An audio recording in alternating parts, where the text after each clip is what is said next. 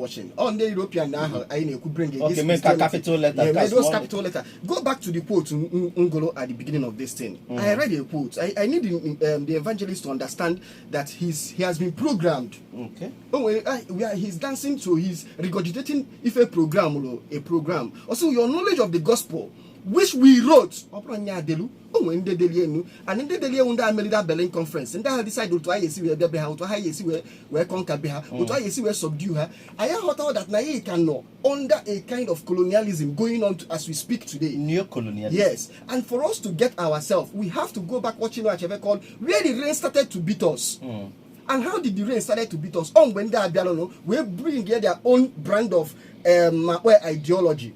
Introduce a lot of ideology, adro good for our own emancipation, for adro good for our own self-reliance.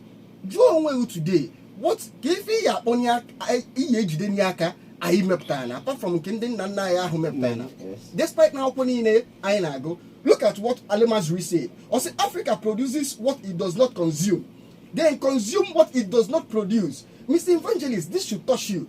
Why? That Africa, as of today, are producing what they do not consume.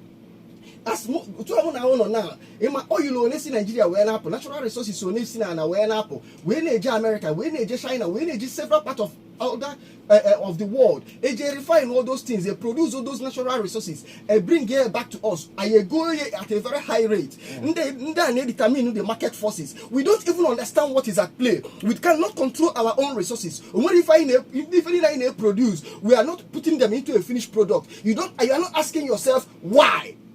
I name it peak with one book. Let's go back. Oh, if I find out today, why are young people going back to African traditional religion? Why? This is the question. And you said that it was programmed.